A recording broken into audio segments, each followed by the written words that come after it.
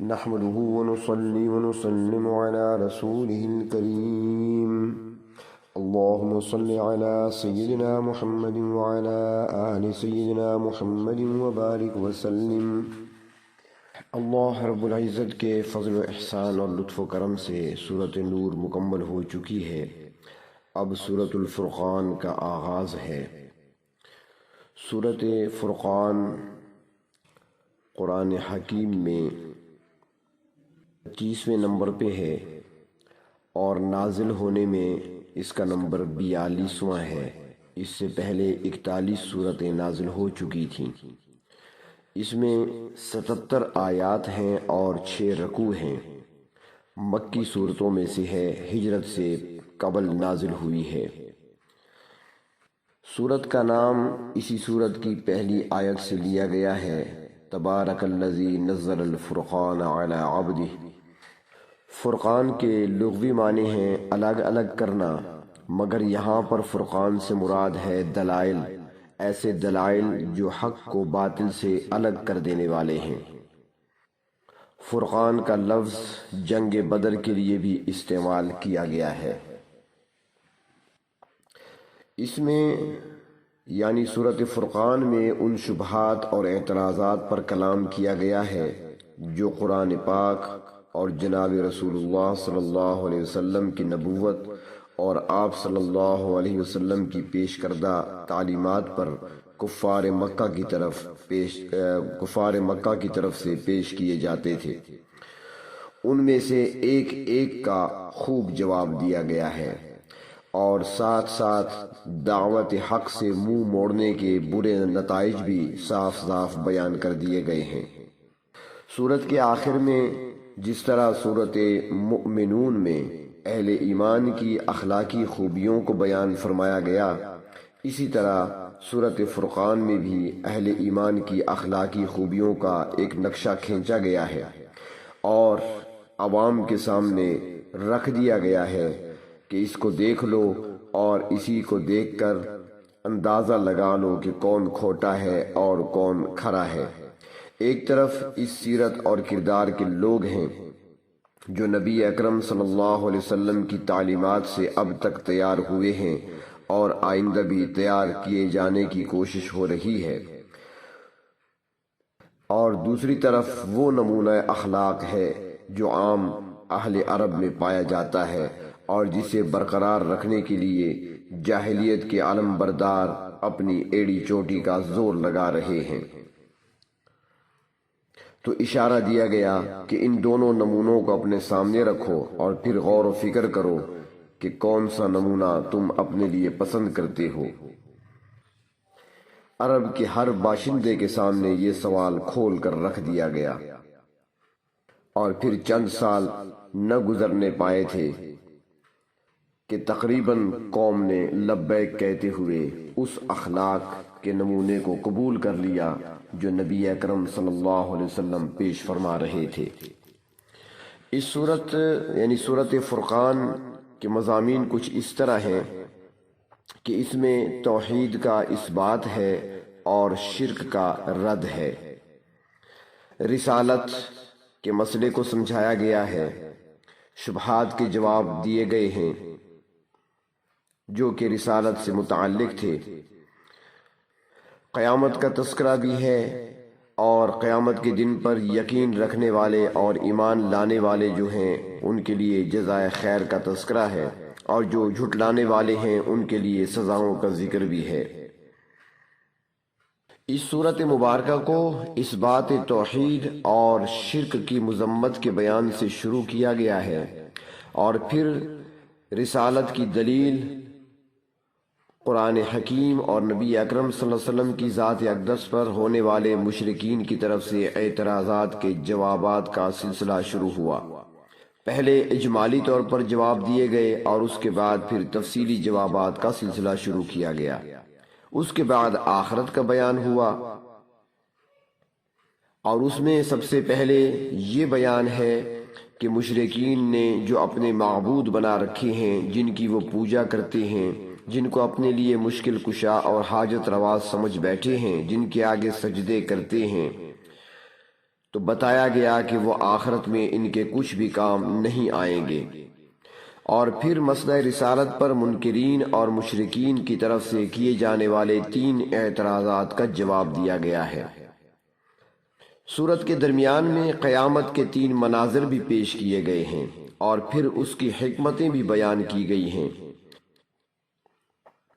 ان لوگوں کا، مشرکین کا ایک اعتراض یہ بھی تھا کہ سارا قرآن پاک ایک ہی دفعہ نازل کیوں نہیں کیا گیا۔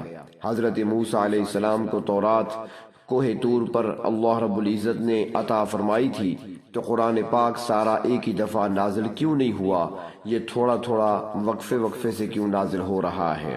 تو اللہ تبارک و تعالیٰ نے اس کی حکمت بھی بیان فرمائی، اور پھر ساتھ ہی بتایا کہ وہ لوگ جو رسالت کا انکار کر رہے ہیں، اللہ کے محبوب صلی اللہ علیہ وسلم کی نبوت کا انکار کر رہے ہیں، وہ جان لیں کہ ان کا انجام بڑا عبرتناک ہوگا۔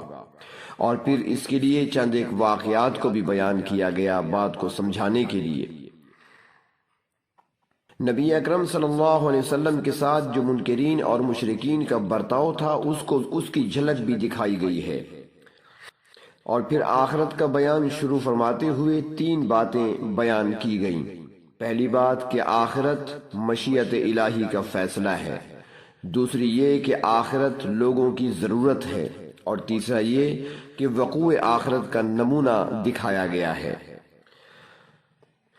اس کے بعد نبوت کے عالمگیر ہونے پر اعتراض جو کیا جاتا تھا اس کا بھی جواب دیا ہے، اور اللہ رب العزت کی قدرت کی 2 عجیب مثالیں بھی پیش کی گئی ہیں، اور رسالت اور توحید کا اکٹھا بیان بھی کیا گیا۔ اور پھر اللہ کے جو نیک بندے ہیں، جنہیں رحمان کے بندے کہہ کر لقب دیا گیا، جنہیں ان کا تذکرہ بھی فرمایا اور ان کی 9 خوبیاں بیان کی ہیں۔ اور پھر ساتھ یہ بتایا کہ جو عباد الرحمن ہیں، جو اللہ کے بندے ہیں، ان کے لیے کیا کچھ اللہ رب العزت نے تیار کیا ہے اور ان کو کیا صلہ ملنے والا ہے۔ آخر سورت میں اس کا بھی تذکرہ فرمایا ہے۔ سورت فرقان کی پہلی آیت میں گویا کہ سورت کا جو موضوع ہے اس کو بیان کر دیا ہے، اور وہ 4 باتیں ہیں۔ پہلی بات، اللہ تبارک و تعالی نہایت عالی شان ہے، ان کے برابر کوئی نہیں، تو یہ توحید کی طرف اشارہ کر دیا۔ دوسرا کہ اپنے خاص بندے پر، یعنی محمد الرسول اللہ صلی اللہ علیہ وسلم پر یہ مسئلہ رسالت کی طرف اشارہ کر دیا۔ تیسری چیز نازل کیا فرمایا کہ فیصلہ کن کتاب نازل کی ہے، اور یہ رسالت کی دلیل ہے۔ اور چوتھا کہ اس کتاب کو نازل کرنے کا مقصد کیا ہے، تاکہ وہ منکرین کو ڈرائیں اور ایمان والوں کو خوشخبری سنائیں۔ یہ آخرت کی طرف اشارہ ہے۔ تو گویا سورت کے آغاز میں ہی جو سورت کے مضامین ہیں ان کو ان الفاظ میں بیان فرما دیا گیا ہے۔ تو چونکہ یہ پہلی آیت سورت فرقان کی ایک جامع آیت ہے اور اس میں توحید کی پوری تعلیم سمیٹ دی گئی ہے، اس لحاظ سے یہ ایک عظیم الشان آیت ہے۔ اور فرماتی ہیں کہ نبی اکرم صلی اللہ علیہ وسلم کا معمول تھا کہ جب آپ صلی اللہ علیہ وسلم کے خاندان میں کسی بچہ کی زبان کھلتی اور وہ بولنا شروع کرتا تو آپ صلی اللہ علیہ وسلم یہ آیت اس کو سکھاتے تاکہ توحید کا پورا نقش اس کے ذہن میں بیٹھ جائے، کیونکہ اس آیت میں توحید کی 4 دلیلیں بیان کی گئی ہیں۔